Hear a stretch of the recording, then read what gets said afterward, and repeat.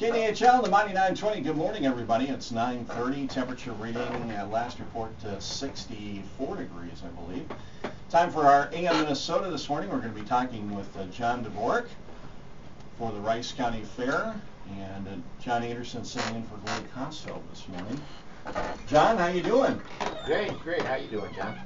It's hard to believe that it's time once again for it's getting near time again for the Rice County Fair. It's hard to believe. It just seems like we ended up with last year's fair, and already we're looking at this year's fair, and it's fast approaching. We've got a lot of other things going on before that, and of course one thing too people don't think about is that the fairgrounds just isn't in use for the fair, but you've got a lot of other events that use the fairgrounds. You got one actually coming up this weekend. We do.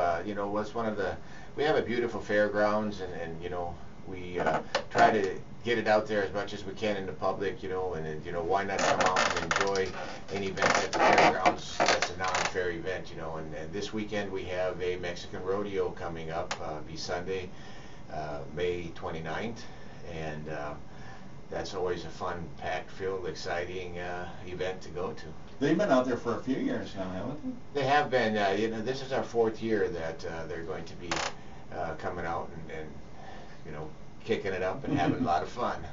Now, where do they have the majority of their events, in the grandstand area? Or? They usually do. They have them. Yeah, the majority of them happen right in the infield of the grandstand, and they actually set up a regular ring for the bull riders.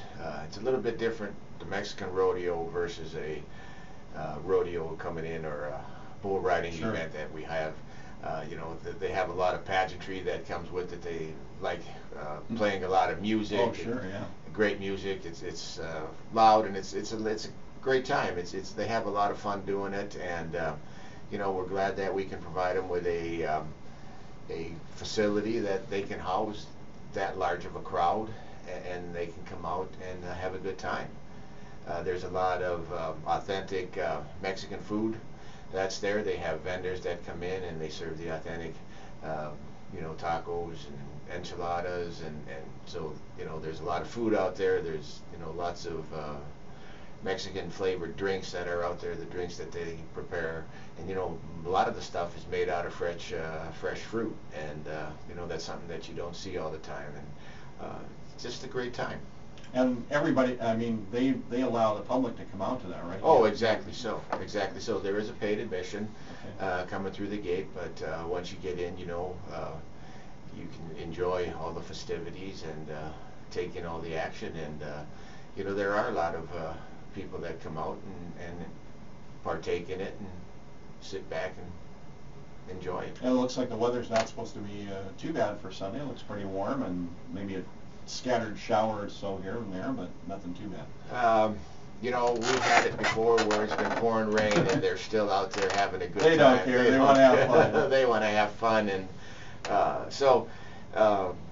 don't let the weather stop you. And we can't control the weather, just like during the fair. We can't control the weather. I mean, the weather's going to do what the weather's going to do, and it's we just go along with it, and it's all you can do. We'll come back in just a little bit and talk about some more upcoming events. We've got Farmer Appreciation Day is right around the corner that we're going to be having out there at the fairgrounds, and of course things will be getting even more geared up for the fair. We've got some other things to talk about as far as Queen coronation and everything else. So stay tuned here on AM Minnesota, here on the Mighty 920 KDHL. More with John Dvorak, the Secretary of the Rice County Fair.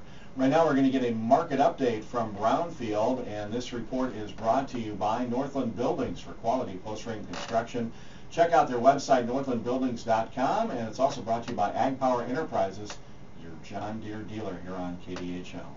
John Anderson along with John Dvorak on AM Minnesota for this morning. We're talking about not only the upcoming Rice County Fair, but talking about other events that are scheduled to be out at the fairgrounds, and how you can schedule something out at the fairgrounds if you've got something coming up you'd like to have a nice facility to use. The fairgrounds is a great place, and it's pretty reasonably priced too. I think so. So John, we were talking about the Mexican rodeo coming up this weekend. What else is coming up in the near future? Is there anything else before our Farmer Appreciation Day on June 11th? June 1st, Faribault Harley-Davidson has an event planned for Wednesday, June 1st. They're Okay. going to have a little motorcycle rally out there, and so they're going to come out, and it sounds like they're going to have a lot of fun. Everybody can bring their motorcycles out there, and they're going to have some activities for people to partake in, and so it sounds like that's going to be a fun time. Then, of course, on June 11th, your radio station has it rented out, and you're going to have your Farmer Appreciation Day out there. And We've got the free breakfast and that we're doing, and then you can come on out and see vendors and talk farming. That's Have a good right. time. This is kind of the first time that we're going to do something like that here in Faribault, so you know, it's a great time.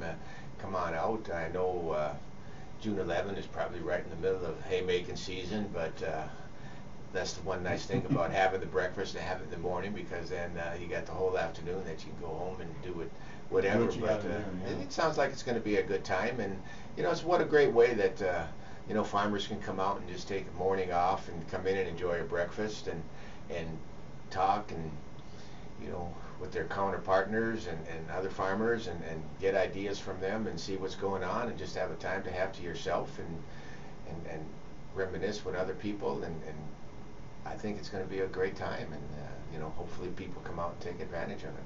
I would imagine you've got some people maybe using some of the space for either graduation parties or maybe some weddings.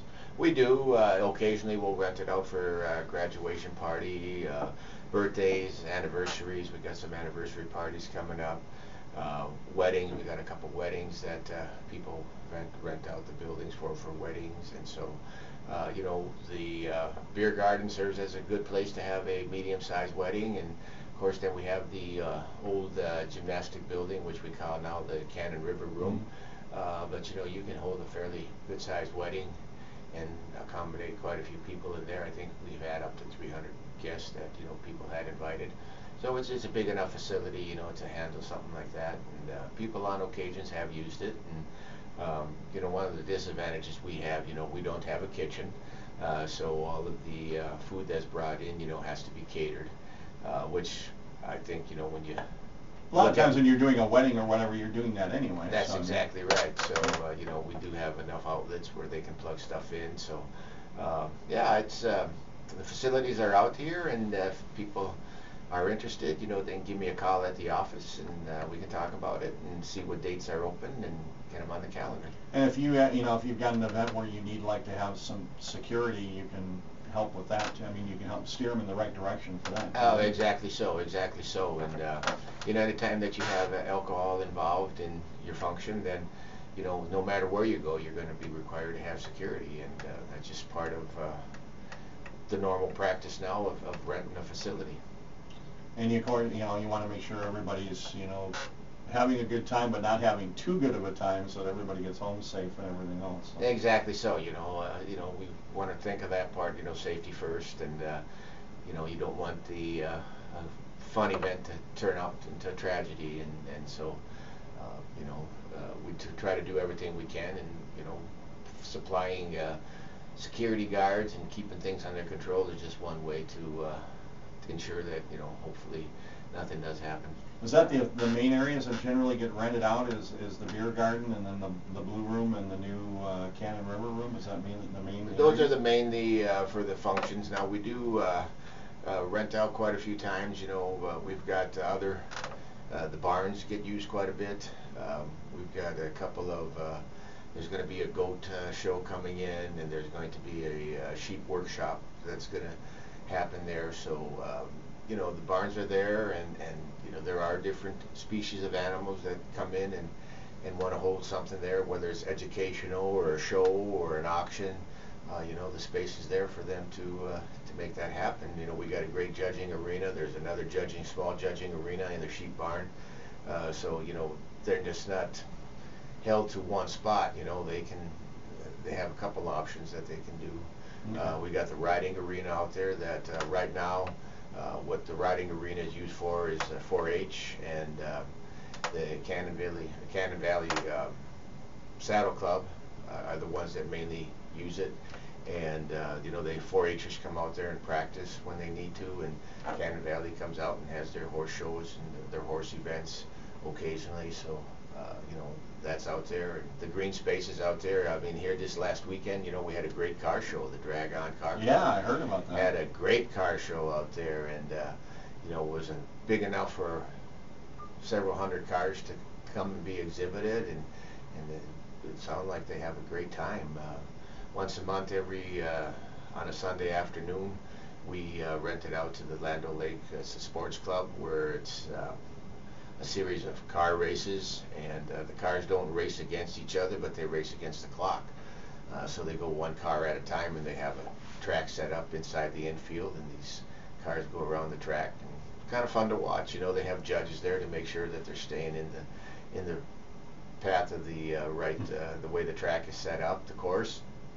And so you know, we do that one Sunday a month. So you know, there's a lot of options out there for the fairgrounds to use other than just the fair. That keeps your grounds crew busy anytime everybody's using the track, I suppose. Somewhat, yeah, somewhat. And now I got to take my hats off to that grounds crew, because boy, they're out there now, and they're fixing things up, cleaning things, putting a fresh coat of paint on what needs to be painted, and you know, they do a lot of work to keep that fairgrounds up and in the good shape that it's in. You know, we have a lot of old buildings at the fairgrounds, and you know, it's I guess we really believe in being proactive when it comes up to maintenance-wise. You know, make sure that the small problem doesn't get bigger, and try to jump on it quick. And these guys, they do a great job out there. That was the one thing, I guess the one nice thing about having a mild winter, you didn't have to worry about any buildings collapsing due to snow. Yeah, you know, and we've been fortunate. You know, we've had our carport one time had a lot of snow that got on it, and unfortunately that came down, and luckily we were able to replace it. But you know, the buildings are all in pretty sound shape structurally, and you know, knock on wood, you know, we haven't had any of those problems. But you're right, you know, there are a lot of times where big snowstorms comes in, a heavy snowstorm comes in, and fairgrounds have lost some of their buildings, and we've been fortunate. Well, that's one thing that's always impressed me with your crew since it's been almost 10 years I've been down here now. When I go to the fair, is that day one at the fair, everything looks so wonderful, and you guys do a great job of keeping it up during the fair so that everything continues to look great for, you know, for all the new people that come in every day, and it's got to be one of the cleanest fairgrounds I've ever been at.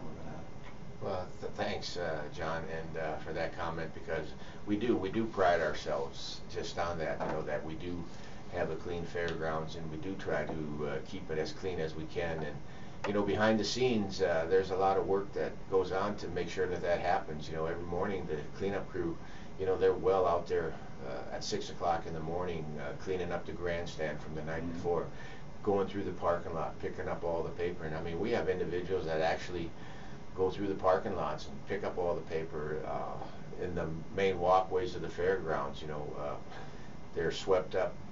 They have backpacks with blowers, and they blow all the debris and pick up the debris. You know, so when the fair opens, you know, it is a nice, clean, fresh look.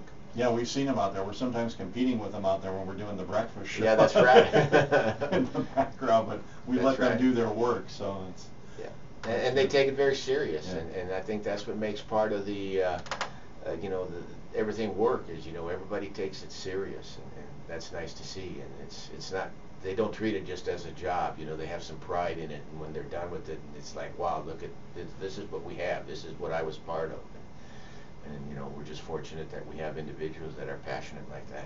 I know we wanted to talk about, there's always a need for more candidates for the Queen competition, and folks should, what do they have to get in touch with Kathy Cap for that? Get in touch with Kathy Cap, and you know, she has information on the Rice County website. It's ricecountyfair.net, and go to the website too. Yes, and you know, go on the website, and there's applications there for the Queen contest, and you know, the more the merrier, and we hope and encourage all the young gals that are out there, if you have any interest at all, you know, give it a try. I mean, it's a lot of fun. It's a lot of work, but you know, the rewards that you get out of it, you know, they stay with you the rest of your life. And you know, if you're fortunate enough to be in the Queen's Court, you know, it's a great experience. The girls have a lot of fun. They represent Rice County at several fairs and several parades around, and they do a lot of activities. And I know Kathy's got them busy during the whole fair, you know, getting exposure out there to them. And it's just kind of nice, you know, having the Queens, because, you know, they can go around and you know, daycare day, they can help with daycare day. They help out with our nightly drawings. You know, we have the Queens go around, and it's always nice to have royalty there, you know, passing out ribbons at the end of the shows, you know, Sure. when ribbons are being passed out. And so, you know, it's a lot of fun for these gals, and I hope they take advantage of it and have that opportunity to come out and vie for that, because, you know, the experience stays with you forever. Yeah, it seems like sometimes those girls hardly, it seems like they don't go home, because you see them there all day long. Exactly so, and then, you know, that's their time, and, you know, they're the queen and the royalty for the fair, and that's their time to shine, and you know, they make the best of it, and we're just happy that they have it. And you know, another event that we have too is our Senior Citizen of the Year award. That's right, you know, yeah. get those. There's applications out there for that. Go ahead and get that filled in. I believe the deadline date for that is July 8th, and they can contact the website again. If they have any questions, they can talk to Shar Wetzel. She does a great job with taking care of that. And you know, if you know of somebody to be that Senior Citizen of the Year, put an application in, because they're well deserving of it. You know, our winner last year went all the way on to meet the state fair, and she won it at the state fair. That's pretty cool. That's a big honor when that happens. And exactly. So, what other deadlines have we got coming up in the near future for anything at the fair? Anything? We got any other events? Or that's pretty much it right off the top of my head. I had it all down on my tablet here, and all of a sudden the battery went dead. So I think I got everything touched. It's funny how that works. If you get to plug them in, and all of a sudden they quit working. Yeah, modern technology, isn't it great? So, but so it's just amazing how, you know, you guys, a lot of us think that the fair just kind of happens, and it's like you guys have to work. You know, the day after the fair ends, you guys are starting to work on the next year's fair, and it's just amazing all that has to go into it. You know, that's right, and it is, and you know, I never would have thought it until I got onto the fair boards, you know, and it doesn't just happen. You know, there's a lot of work that goes behind, and all the preparations and the activities and coordinating all the shows. I mean, you know, there's a judging animals every day of the fair. Every day of the fair, there's some type of animal that's being judged, and you know, they have a great group of people that take care of getting all that lined up. Dwayne Holman is our livestock chairman, and you know, he spends a lot of time. I know he works real close with the 4-H. 4-H has a lot of responsibilities during the fair too, and they have a lot of shows that they coordinate with us. And then we have FFA Sure. that we coordinate with. You know, Ed Terry from Randolph, he's a great person to have on board, and helps out a lot and promotes it. Tries to get as many kids as he can to the fair. And you know, our open class shows, you know, that's just in the livestock part of the fair. You know, we have open class livestock shows, and you know, we have that big Suffolk State Show that comes to the fair every year, and that draws in a lot of sheep. And I mean, you know, if people want to see animals, this is a place to come, because you know, we have a lot of animals that come here. That Suffolk Show, I mean, man, I tell you, there's people that come to the state show that won't even go to the state fair, because they like coming to the state show, and they'll forget about the state fair. Is there any permanent changes that have had to happen with the animals, as far as, you know, last year we had the bird flu situation where we couldn't have any of the birds or anything out at the fair. Is there any permanent changes that have had to happen because of that, or are we going to get back to normal this year? Well, we're hoping that the word right now is we're back to normal. So, but you know, that could change. Yeah. It doesn't take, you know, it didn't take long last year, you know, and all of a No. sudden the bird flu came in, and it was within a matter of a few days. You know, it seemed like, you know, the decision was made. You know, we're not going to have birds at the fair, but no, everything is in rare for, you know, it's ready to go, and that's what we've been told is, you know, there's no restrictions on any of the animals. So, you know, we're fortunate, and hopefully that stays that way. And, you know, I tell you, you know, even though we didn't allow birds to come to the fair last year, and it mainly hit the 4-H kids the hardest. But I tell you, you know, some of these individuals that couldn't bring a bird to the fair, a live animal, I mean, they had projects that they brought in place of that. Yep. And I got to commend Kelly over there at the 4-H, you know, that heads up the 4-H in our county here. I think she did a great job promoting, you know, what these guys could do instead of bringing animals to the fair. And, you know, my hat's off to her and the individuals, because, you know, they provided educational material even though they couldn't bring their birds to the fair. And so, you know, I thought, you know, in the short period of time they had, the disappointment that they had with raising this bird all summer long, and they couldn't bring it and show it at the fair, to come up and with the displays that they came up with, I think, you know, they should be commended, because they really stepped up to the plate and went to work for that project. I would imagine by this point you've got all of the entertainment is solidified pretty much for the fair? I do. You know, we're going to start off, our grandstand events are going to start off on Wednesday night. We're going to have a new event. It's going to call the Battle of the Bands. And we're hoping that we're going to limit it to 10 bands, and they're going to be able to play a couple songs, and then they'll be judged. I'll have a panel of judges that'll judge them on, you know, their technical and what they sound like, and then a lot of it's going to come from what the audience, you know, how involved was the audience during their song, you know, and not only the applause from the audience, but, you know, what went on, you know, during the song, and how well did the audience get into the song. So, you know, that's the first time we're having that event. That sounds like a fun event. It does, and it's the first time, and we're excited about it, and so we're hoping that we have a lot of participation in it, and it's something that we can grow on and go from year to year. Thursday night we'll have our enduro races. You know, that's popular every year, and it's kind of our only form of car racing that's left to have at a fair now. And so, you know, there's still quite a following for that, so, you know, people can come out and enjoy that. On Friday evening, we'll have our bull riding event. That's always a fun event to come, and we have a new bull riding company that's going to be coming in this year, and so I'm hoping that, you know, they'll be just as good or better than what we had in the past. Saturday night we'll have our ever popular truck and tractor pull, and that's always Jerry loves that one. And Jerry loves that one, and it's you know, if you like noise and you like to see smoke and fire coming out of the exhaust, you know, that's the place to be, because there'll be a lot of that going on that night. And then on Sunday afternoon we're going to have our ever popular demolition derby, and so I just wanted people to know that, you know, there's going to be a time change on that. We usually started it at 6 o'clock in the evening, but we decided to move it up, and we're going to start it at 4:30 with the kids' power little derby at 4 o'clock, and then the demolition derby will start at 4:30. So that way you'll give people a little bit of time to come in and enjoy the demolition derby, and then when the demolition's derby over, they can still get that one last taste of the fair and walk through the midway and grab something from the concession stand. Get that last Pronto Pup in. That's right. that last batch of cheese curds. And so we're, you know, yeah, I think it's going to be a good change, and hopefully, you know, people come out and then enjoy the grandstand shows. Free entertainment, you know, we'll start off Wednesday night, on Tuesday night with the Queen Coronation. They'll be on the Selner stage. And we'll have on Wednesday night, I have Ivan Jivin coming in, and he's going to be playing.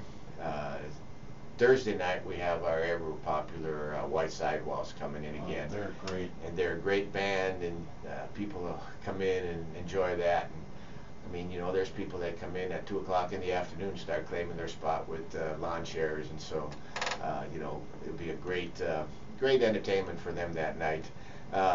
Friday night, we've got Brad Boyce coming back, and he is a Elvis impersonator that puts on a great show. So he's going to be there on Friday night. And on Saturday night, we have Sherwin Linton coming back in, and tribute to Johnny Cash.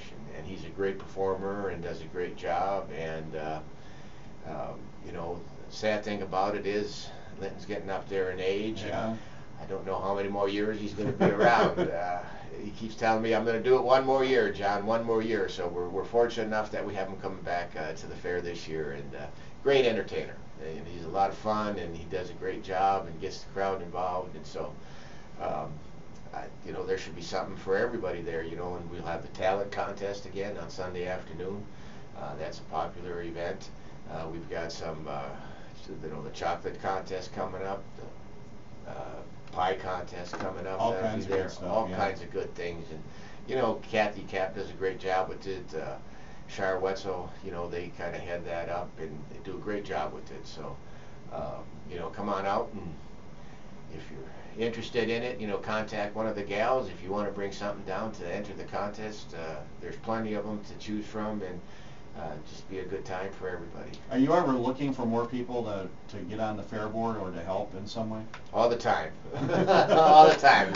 You know, it seems like there's never enough people to go around to help, and I have a bunch of dedicated people right now that you know, without them the fair wouldn't happen, and we can always use help, and you know, whether it's big or small, we can always use it. And if you want to, you know, sign up even to take tickets on an afternoon or in an evening or sell tickets, you know, we'd gladly take everybody. If you want to become a fair board member, contact me at the fair office, and I'll be glad to answer any questions, and we welcome anybody that wants to join the fair board. All right, and if folks want to check out any information about the fair, again, the website is ricecountyfair.net.